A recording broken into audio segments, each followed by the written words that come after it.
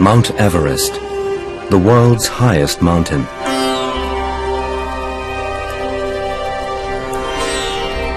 Every year, hundreds of climbers, both professional and amateur, successfully reach the top. At any one time in the climbing season, there are over 1,000 people making the attempt. Behind virtually every endeavor lies the support and expertise of the Sherpas, the unsung heroes of the mountain.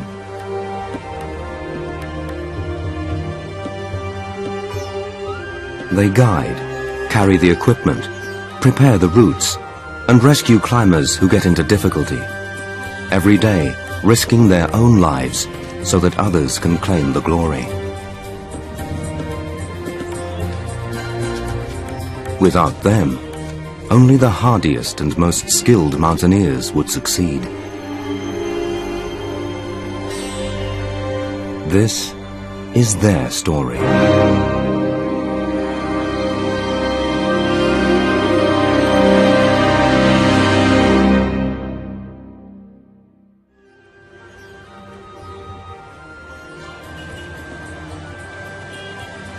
Kathmandu, Nepal. Its chaotic streets couldn't be more different to the tranquil Sherpa villages high in the mountains. It is the home of Nima, who hopes to give his children a better future in this overcrowded city.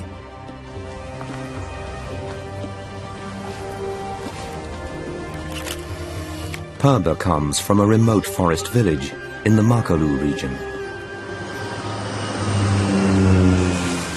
Lukla, the hub of Himalayan tourism, is the home of Nima Tenji.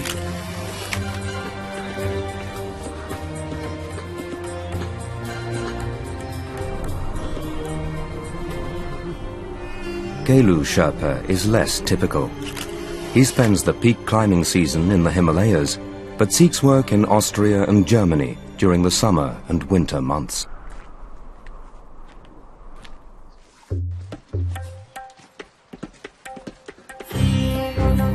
It's spring, 2011.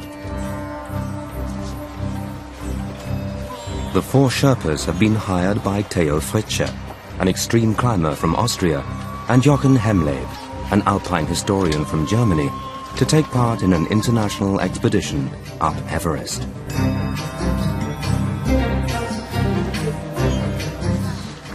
To prepare for the ascent of Everest, the team sets out through the villages of Nepal's Solukhumbu district. Everything must be carried on foot.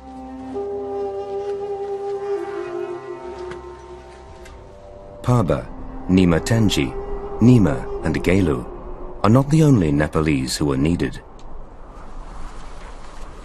A whole team of guides and porters, over a dozen strong, carry the heavy equipment required for the expedition's ascent of Everest.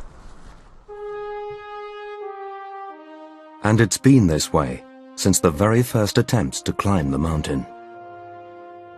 In 1922, the first ever expedition to make a full-scale attempt to climb Everest was made by the British, among them George Mallory. Of the 160 men who made up the team, only 13 were British. Mallory was caught in an avalanche on the North Col. 7 of his Sherpas were killed, the first ever recorded deaths on Mount Everest.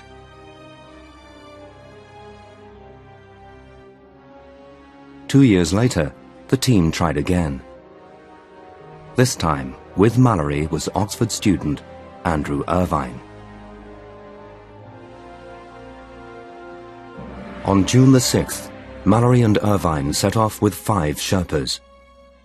The Sherpas all returned safely, but Mallory and Irvine vanished.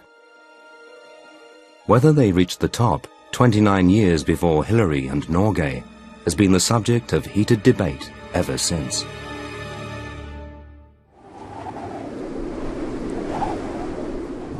To try and establish the pair's fate, In 1999, an international expedition set out to locate their bodies. Among them was Jochen Hemleb. On the very first day, a mummified body was found on a steep slope. It had to be Irvine or Mallory. A clothes tag brought certainty. Here, wait, this is George Mallory. Really? George Mallory. Oh my God. See that? George Mallory. Oh my God. The search continued, but the team were unable to locate Irvine's body. In 2010, another expedition launched the search for Andrew Irvine. It was led by Theo Fritsche, a highly experienced mountaineer who has climbed 5 of the 14 8,000-meter peaks, and once again, alpine historian Jochen Hemleb. Many believe that Mallory and Irvine were unable to overcome the most difficult part of their route, the so-called second step, a 40-meter face at 8,600 meters. However, our expedition member Theo Fritsche climbed that passage solo, without rope, in 2001. He thinks that this must have also been possible for Mallory and Irvine. Fritsche wanted to establish whether Mallory and Irvine could have reached the summit with only the equipment that was available at the time. In 2001, I approached Everest in simple clothing, with just an emergency down jacket in my pack and no additional oxygen. I wanted to climb the mountain with fair means. From what I know today, Mallory or Irvine, at least one of them, may have been on the summit.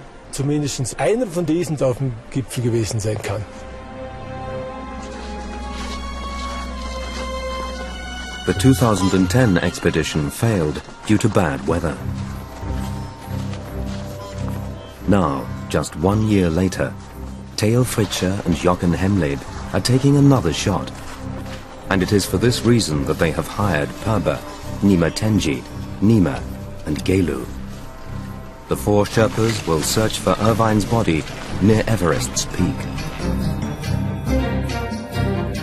The history of the Sherpa people on the south side of the Himalayas goes back some 500 years. The literal meaning of Sherpa is the people from the east. A nomadic people, 4 different groups migrated from the highlands of Tibet into today's Nepal, where they settled at the foot of these 7,000 and 8,000 meter mountains.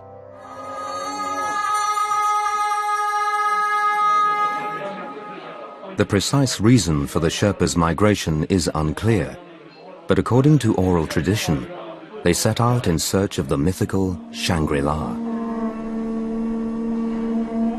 The vast majority of the Sherpas practice Tibetan Buddhism.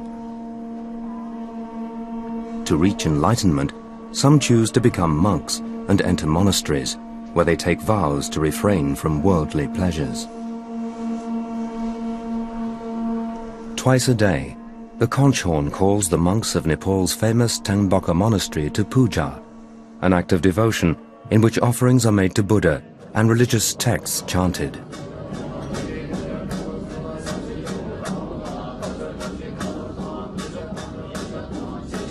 Young boys enter the monastic community at the age of 5 or 6.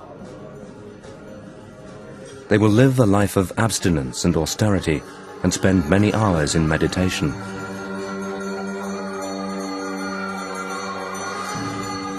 Eventually, these novices hope for spiritual illumination, or nirvana.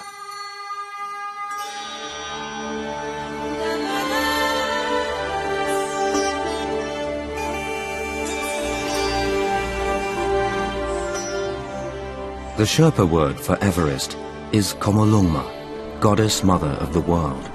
So many choose to live high in the mountains above 3,000 meters, as close to the seat of the gods as possible. And for them, hard work in the fields is their perpetual high-altitude training.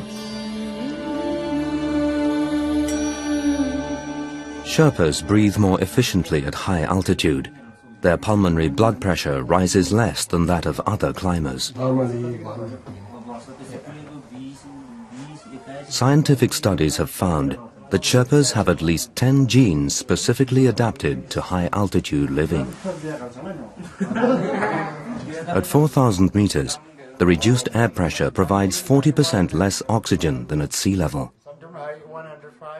This can lead to an accumulation of fluid in the lungs, which results in high-altitude sickness and death. But the Sherpa's genetic structure reduces these effects at high altitudes. This makes them invaluable for any attempt on Everest.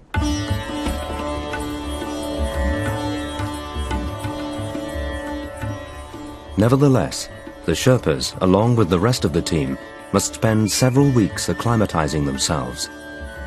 So they set off on a trek for Island Peak, a gentler climb, much favored by less experienced mountaineers.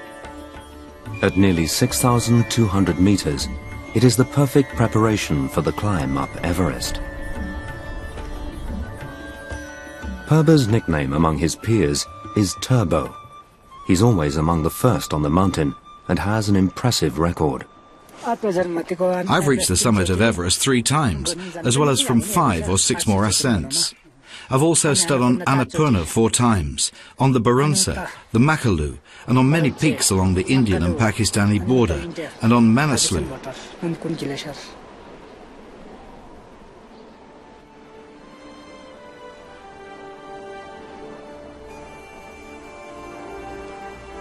A few days later, and the acclimatization is almost complete. Wow! Yeah, baby! Yeah! As they reach Renjo Pass at 5,300 meters, they get their first glimpse of Mount Everest itself. Now the Sherpas will come into their own. One aspect is the Sherpa's sheer hardiness. We have already seen what great achievers they are, how able they are to push to great heights in a short time. We Westerners require much longer recovery periods. The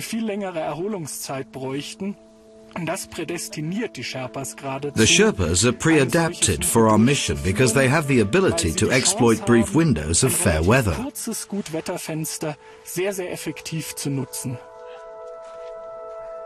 On every journey into the mountains, the Sherpas tie prayer flags along the route. The flags are to seek divine blessing, spread compassion, and bring good luck to the expedition.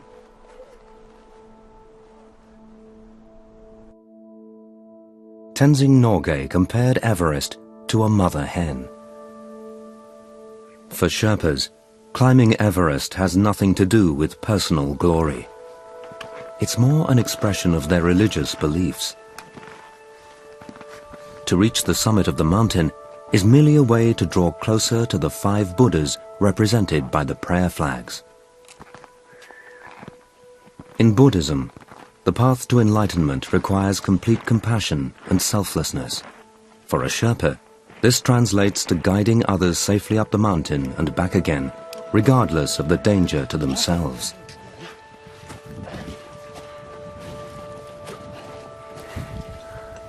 Of the more than 200 people who have died climbing Everest, a third have been Sherpas.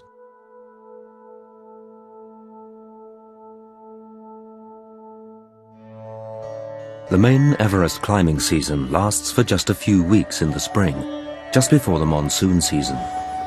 From June to August, daily rain turns the hills lush and green, but makes climbing impossible. So for much of the year, Sherpas live a relatively normal life.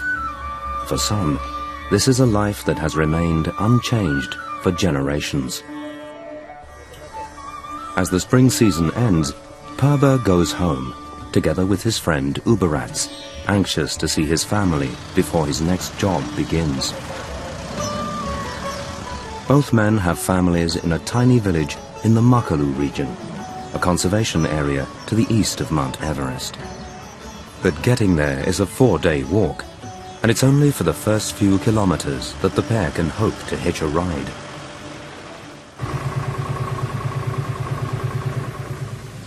Abruptly, the more comfortable leg of Perba and Uberatz's journey comes to an end.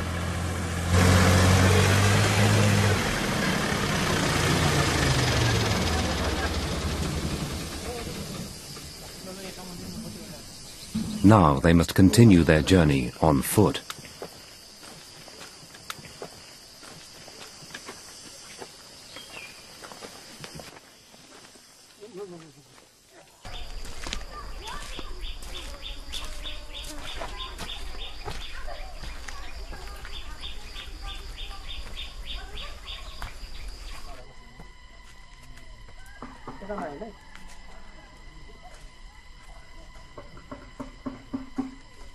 Uberatz is growing weary after the long walk, so Perba stops at a farmhouse on the edge of the road to buy refreshments. A cucumber.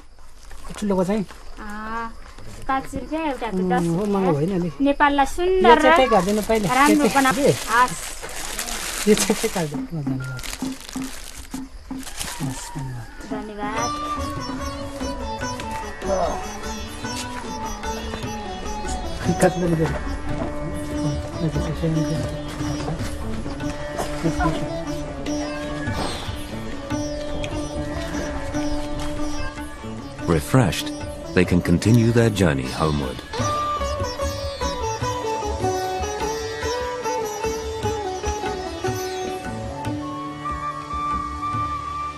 Hour after hour, Perba and Uberatz continue their journey up the foothills of the mountain.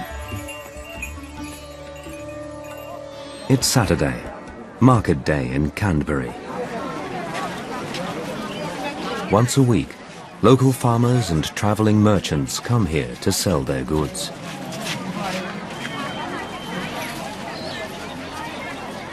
Rice flakes, various types of vegetable and potatoes are all on offer. Even piglets in handy baskets.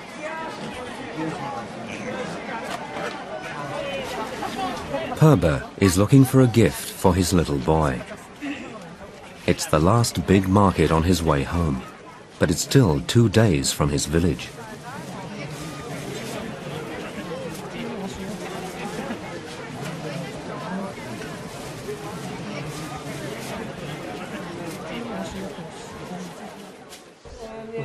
That evening, the two men head off to a local bar.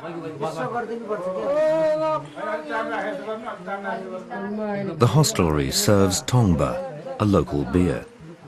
It's made by fermenting millet, which is left to stand for 6 months. Boiling water is added, and the mixture drunk through a straw until all the alcohol has gone.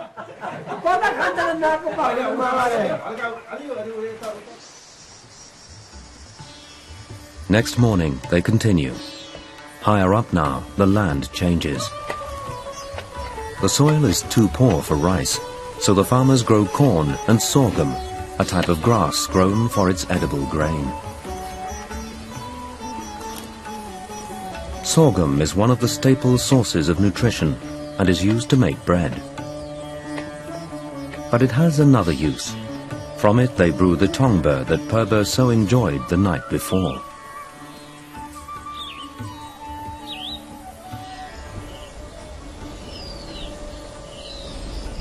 It's the monsoon season. Almost every day, the sky darkens around noon. If it doesn't rain, it gets foggy.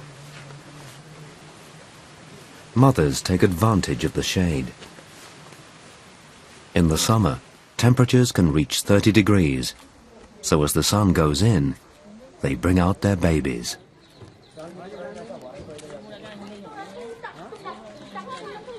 By now, Perba and Uberatz are only a day's walk away from home. In the heavy rain, they meet men from their village.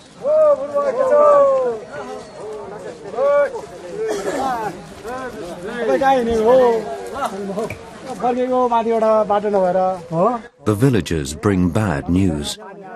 The heavy rains on the mountains have caused the river, which Purba and Uberats must cross to get home, to flood. It's now impassable. But Purba cannot wait. His next job will not allow for it. Now he won't be able to see his wife and children for another 3 to 4 months. So instead, Purba decides to visit his uncle, who lives on this side of the river. But to get there, he has to cross one of the last few patches of mountain forest. Illegal smuggling of timber to India is endemic, and as a result, Nepal's forests are declining rapidly.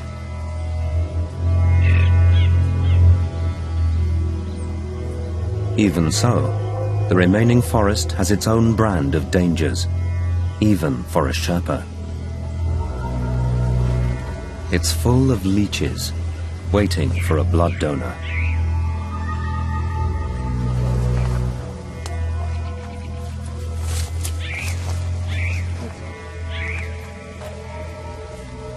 In no time at all, Purba's legs are covered with leeches.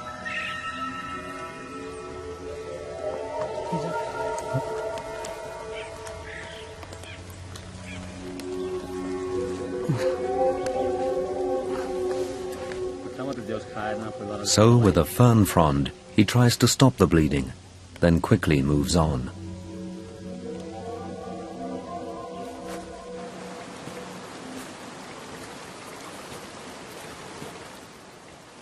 Finally, on the 3rd day, Purba reaches his uncle's house.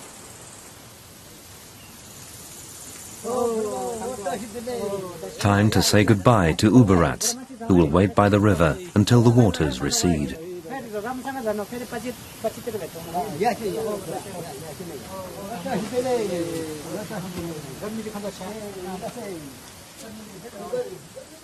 Uberats must carry his heavy basket alone now. Up in the mountains, it's the only way to transport goods. Even the sick have to be carried.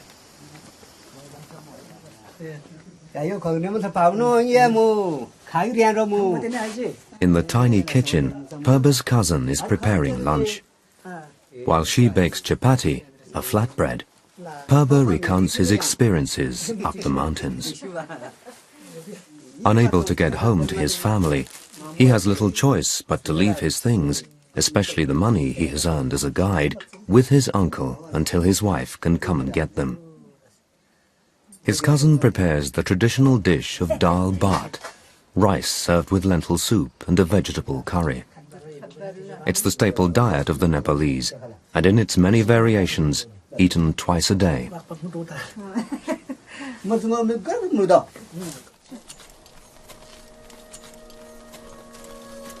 As part of their final preparations and acclimatization for the ascent of Everest, the expedition first climbs Island Peak, so named in 1951 by the British mountaineer Eric Shipton.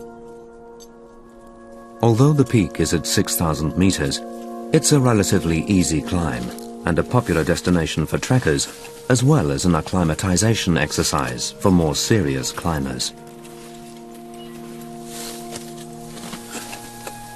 The ascent of Island Peak is basically just a hike up to High Camp, followed by a more difficult climb from there to the peak.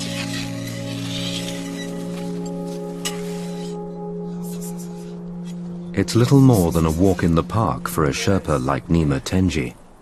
Everest presents a much tougher challenge. But as with all Sherpas, his client's safety is paramount, regardless of any risk to himself. I've been working in the expedition business for 8 years now. Since 2004, I have climbed Mount Everest 6 times from the Tibetan side and twice from the south. On Shisha Pangma, I was twice. In our work, it's important to not just get our clients to the top, but also safely back down. I hope we can do that again this time.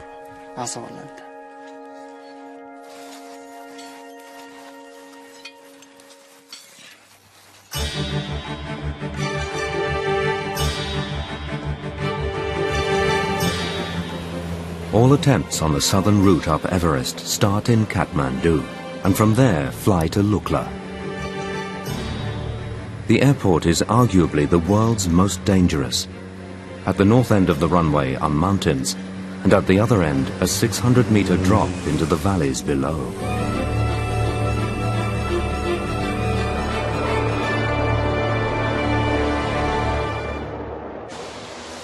The pilot gets only one chance.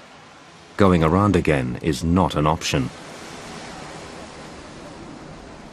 It is a busy airport. Not just tourists, but everything that's needed in the mountains is flown in. During the peak seasons in spring and autumn, more than 30 planes a day use the runway.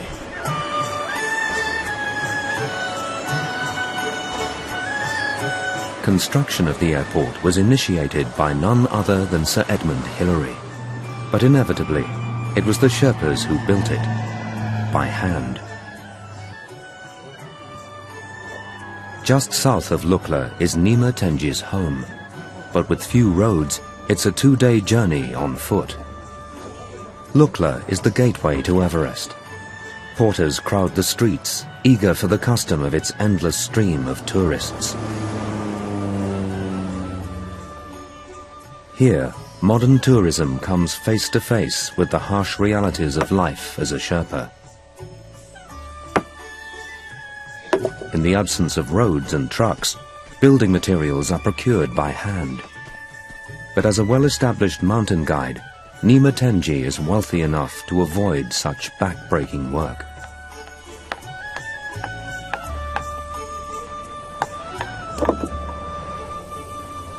Few Sherpas are so lucky.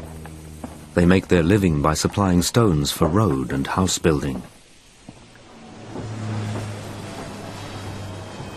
Nima Tenji continues his journey homeward. No roads, steep valley floors. Life is hard here. Young calves or yaks cannot be left outside to graze as they do in more gentle terrain, and it's usually the women who fetch fresh forage for the young animals. In Solukhumbu, as in Purba's home in Makalu, every square foot of soil is used to grow food. Here it is potatoes and cabbage, practically the only crops that survive at this altitude.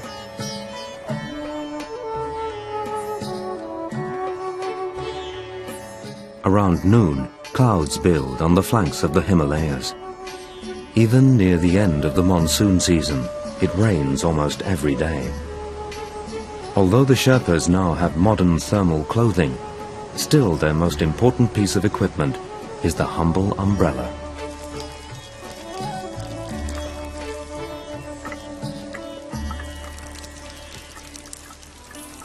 In July, the average rainfall is 280 centimeters, twice as much as Britain's wettest ever June on record.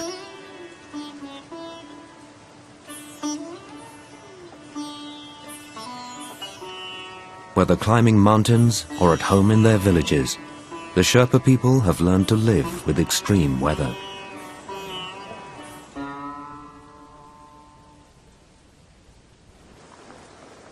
Late afternoon, and Nima Tenji finally arrives home.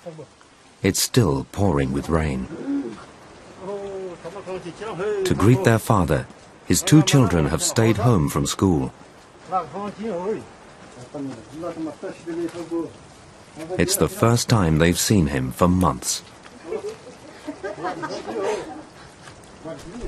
Despite his relative wealth as a guide, nevertheless, Nima is still building this small home with his own bare hands.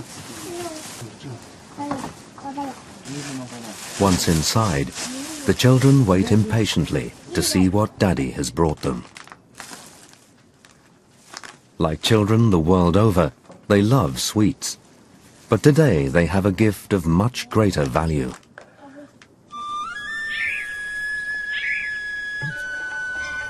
Next day, the new red umbrellas are carried to school. It's a long journey, especially for one so young. The children have to walk downhill for 2 hours. But the way home takes half an hour longer, making their daily commute a 4.5-hour round trip.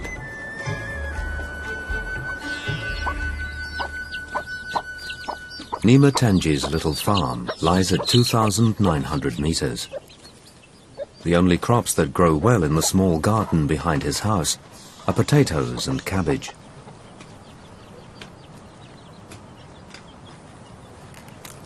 During the few months Nima Tenji spends at home, he helps his wife Futi. The rest of the time she looks after the family in the fields on her own. With no shops a Westerner would recognize, the family has to store their year's supply of potatoes. Nima can only hope they will last through the winter. But life is not always unremittingly hard work. While Futi looks after the children and prepares dinner, Nima Tenji takes the opportunity to visit nearby Pangom Monastery. But today is not a day of meditation and prayer, but one of celebration, a curious blend of ancient tradition and modern Western culture.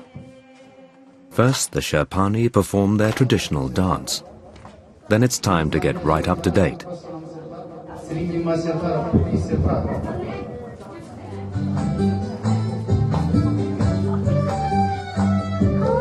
A mobile phone serves as a jukebox.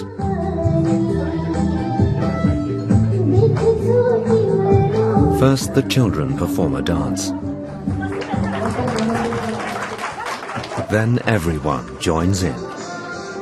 It is a rare break from Nima Tenji's otherwise harsh life, alternating between farming his small holding and guiding climbers up the mountains.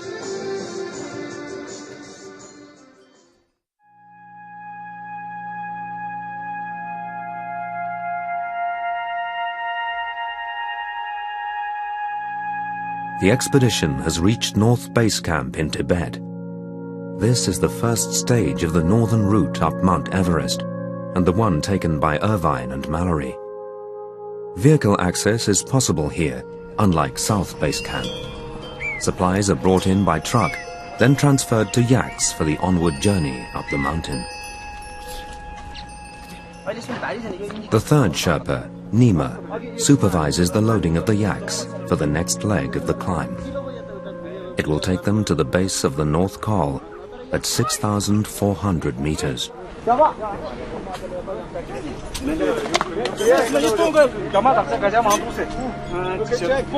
Tact and savvy are needed in these negotiations. Every time they weigh the loads, the Tibetan aides come up with different results.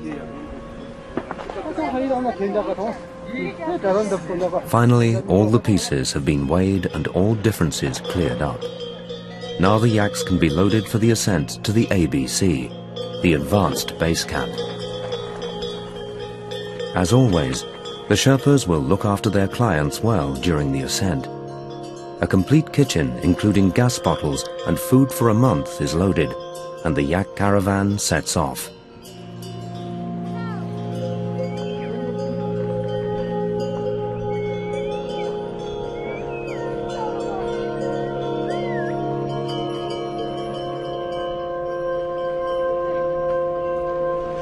Past the seracs, impressive ice formations, they climb from 5,300 to 6,400 meters.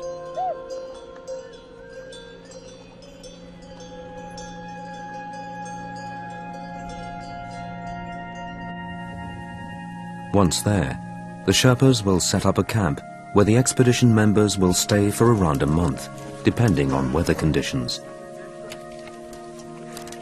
They will set up the tents, cook, and wash up for their clients.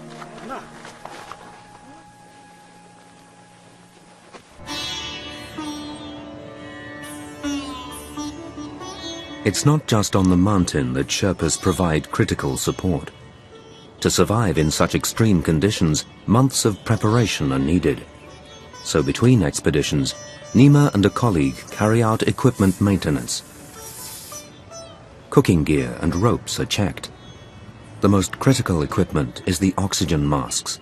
If one of them should fail, in the worst case, it could result in the death of a client.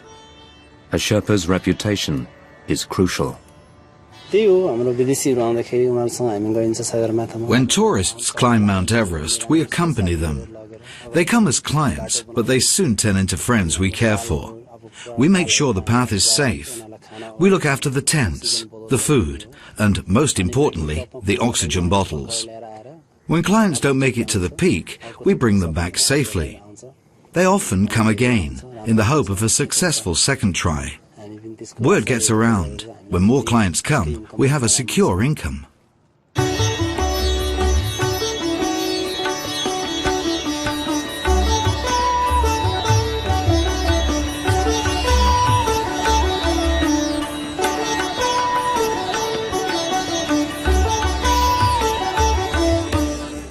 Nima's home is Kathmandu. Its famous tunnel district, just a handful of streets covering about a square kilometre in a sprawling city of over 50 square kilometres, is a magnet for tourists. Over 2,500 businesses are crammed into this area. And it's not just trekking gear that attracts the visitors. The shops sell everything a tourist could wish for. From souvenirs to carpets, pashminas to woolen goods, and not least, tanka.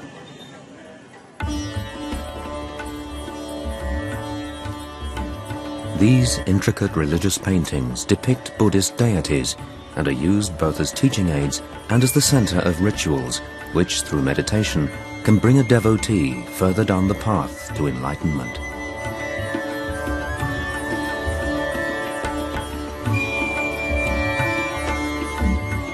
Nothing better illustrates the deeply spiritual nature of the Nepalese people in an otherwise chaotic and commercialized city.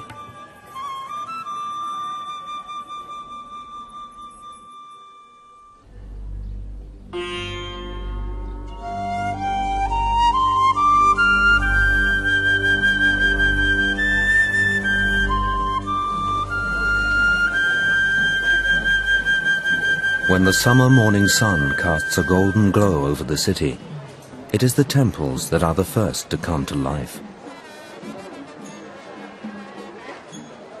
The Swayambunat, or Monkey Temple, is a paragon of peaceful coexistence of the major religions in Kathmandu. Both Buddhists and Hindus come here to honor their gods. Nima's return home is timely. His wife, Dolma, is pregnant, and the new baby is due any day now.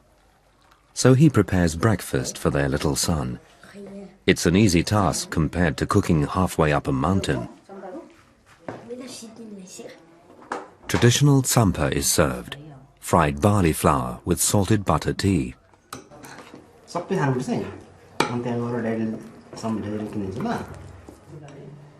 After breakfast, it's time for Nima's son to go to school.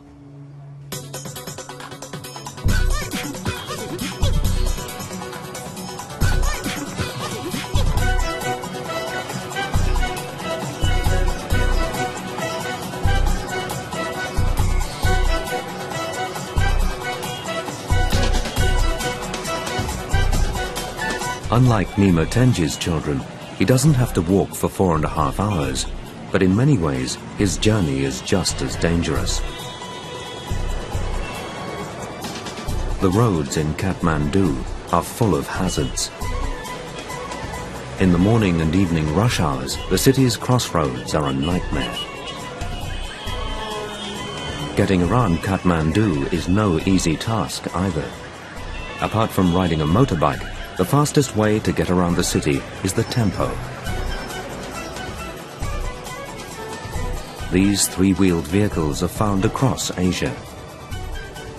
Their exhausts choke entire cities.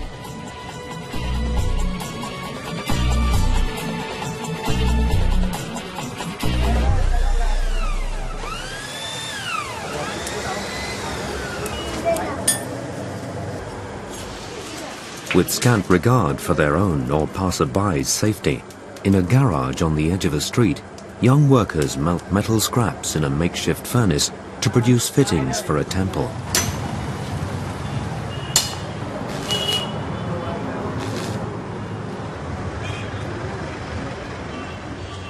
Hygiene doesn't feature too strongly either. Next door, salted wild boar meat is for sale. There is no limit to the pollution and noise. Nima is making one of his rare visits to the Tamil district. It is here that he will find the greatest choice of pashminas, traditional Kashmir shawls.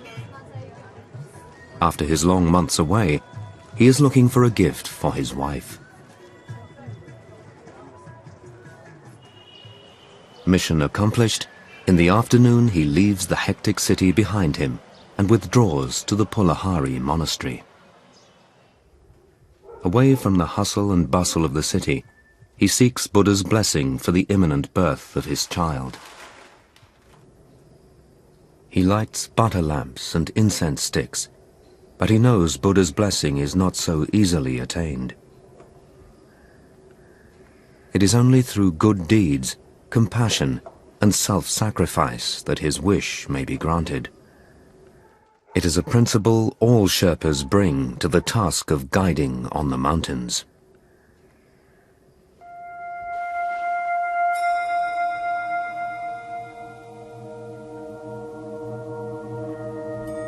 The expedition is preparing to leave Advance Base Camp. To reach Camp 4, they must climb the glacier to the foot of the North Col, which is over 7,000 meters high.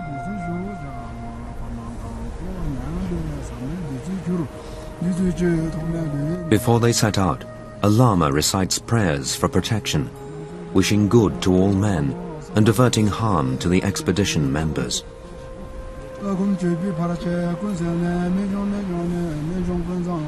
Gelu was the last to join the team.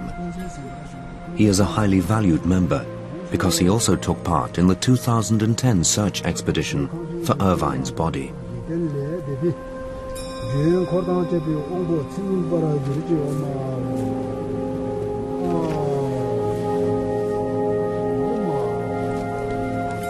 Figures made of ghee, butter lard, are placed among the rocks that bear an image of Buddha. Then the Sherpas hang prayer flags in all 4 wind directions. A handful of sampa completes the ceremony. This is a final supplication for protection.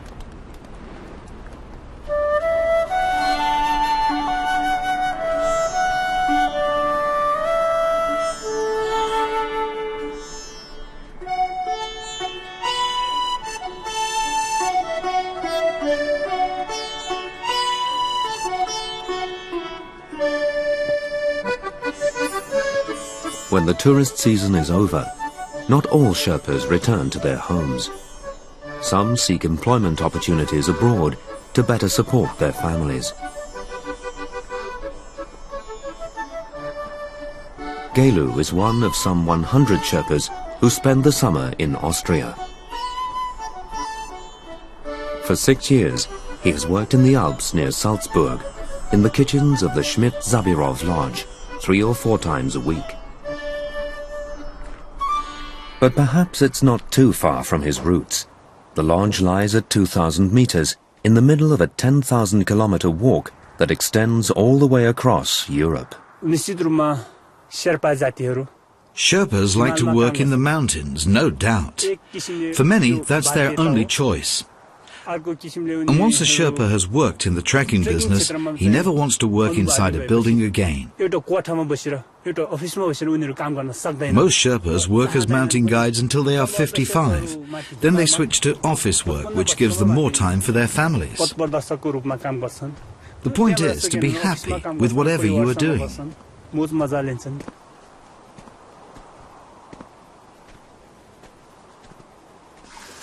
Hallo Gelo. Was anstrengend. Oh, Wahnsinn. Sehr heiß, gut war. Zu heiß und schwer. Dankeschön. Schön. Ist alles im Keller? Alles im Keller. Dankeschön. Gelu may be happiest outdoors and up in the mountains, But working in the lodge's kitchens has its benefits. Denke, dann haben wir's. Ja, haben wir nicht. Machst du fertig? Ja, mach ich. Danke. Weiter. Apart from the income it brings during Everest's off-season for guiding, the skills Gelo has learnt stand him in good stead when it is time to return home. In the tourist lodges at the foot of the Himalayas, these new skills can be used to further supplement his income.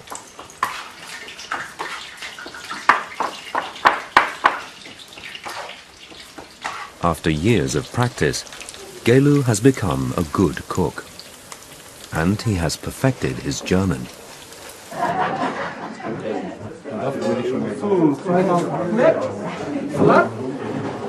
But it is up in the high mountains that Gelu really feels happiest.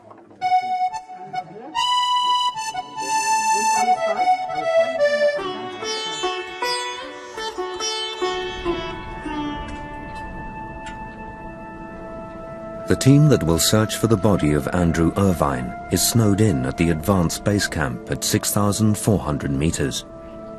Although the sun is out now, there has been fresh snowfall every day, preventing an ascent to the search area. The climbers try to pass the time by planning the next stage of the expedition. Their thoughts center around the question of which route Irvine might have chosen. Der Hintergrund unserer Suchstrategie nach Andrew Irvines Leiche. Our search strategy is based on the fact that Irvine's body has been seen once with certainty, but possibly 3 times. Bereits aber auch 3-mal gesichtet wurde.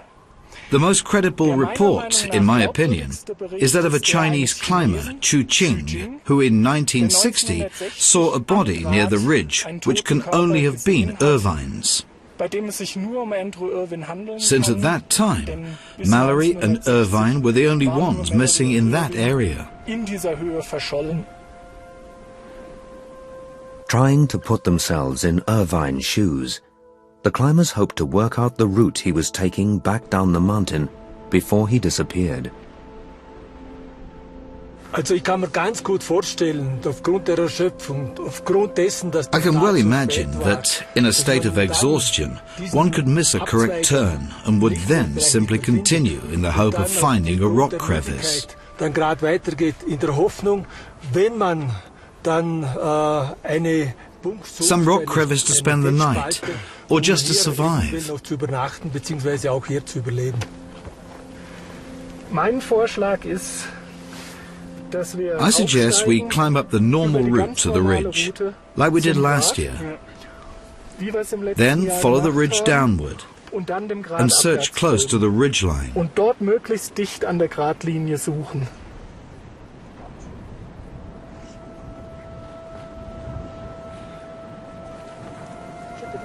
It's not just the snow that is holding back the team.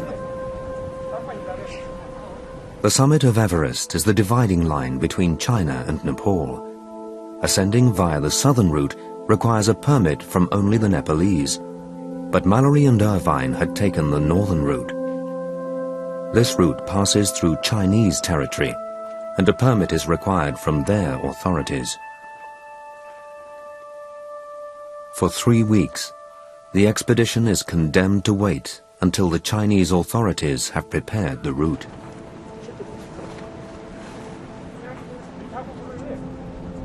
At long last, the wait ends, the weather clears, and the Sherpas can start for the North Col at 7,100 meters. Once there, they will set up camp with everything they need for the search.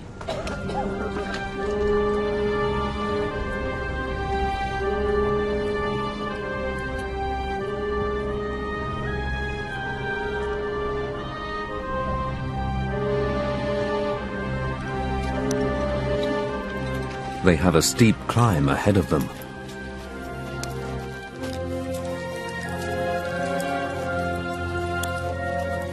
But in spite of the altitude, the Sherpas move incredibly fast.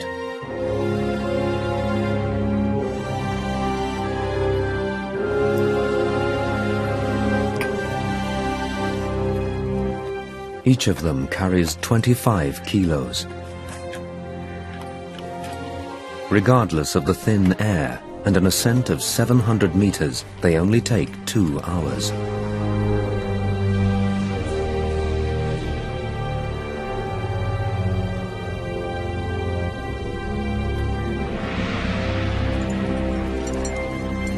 On arrival on the North Col, there's no time to rest. At this height, the weather can change instantly. The Sherpas have to prepare the campsite without delay.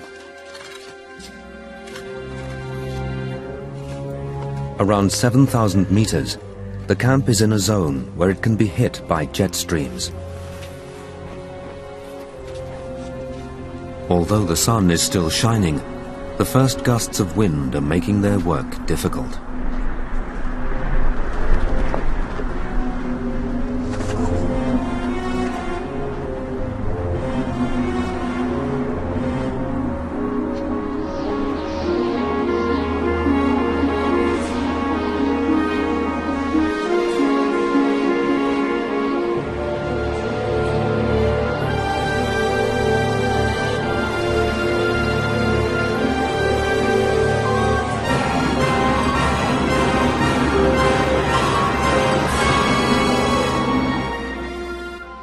By nightfall, the wind has calmed down, a welcome surprise. In the advanced base camp, everyone is busy. While the Sherpas plan the next day's search, the first climbers, ant-like, are already on their way to the summit.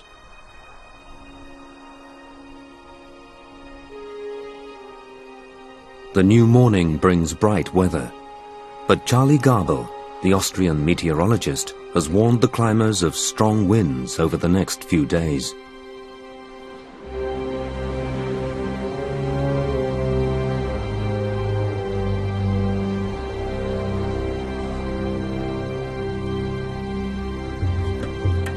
But the Sherpas are not put off. Along the ascent route to the 2 highest camps, traffic is heavy. Other climbers have taken advantage of the fine weather and are already on the way back down. Through his telescope, Jochen Hemleb watches the ascent of the search team to Camp 6 at 8,300 meters. The greatest challenge is the environment. Sleeping in a tent at 38-40 degrees centigrade below zero. In Camp 6, even the melting of snow is a problem. To get 1 liter of water, it takes 1 to 1.5 hours. Putting on a pair of expedition shoes can take more than an hour. And then you still have to strap on the crampons. For most people, this is difficult to imagine.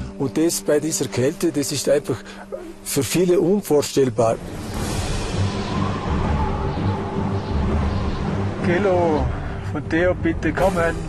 Kilo, bitte kommen. Theo is trying to contact Gelu. But it soon becomes clear that the Sherpas have started a day too late. Piercing gusts and the biting cold force them back into their tents. Ich hab dich leider nicht verstanden, bitte antworten. Communication is all but impossible. Again, the wind drives in the fog, covering the mountain. But the Sherpas refuse to give up hope. Again and again, they discuss the search route. So it's very strong windy. With the wind is a little bit less, and we try to go off at 5. Just in time, the wind does calm down. The Sherpas set out for the search area at 8,500 meters. It's already their second day in the death zone. With only limited time left, they search the rocky, icy slopes, step by step. Wäre es möglich, dass ihr alle 4 zusammen den Grat absuchen würden? Bitte antworten. Following Theo's advice, the 4 of them focus on the ridge.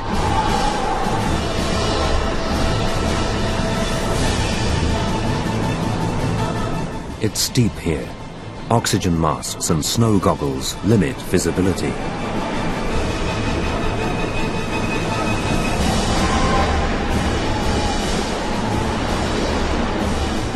The four search for several hours. Then the storm starts up again and forces them back.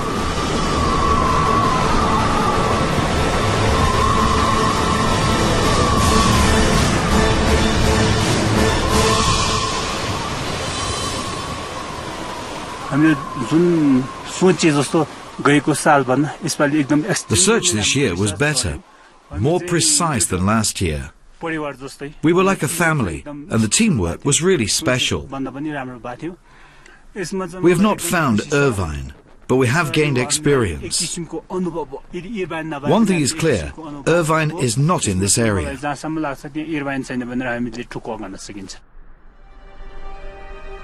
The Sherpas have done their best.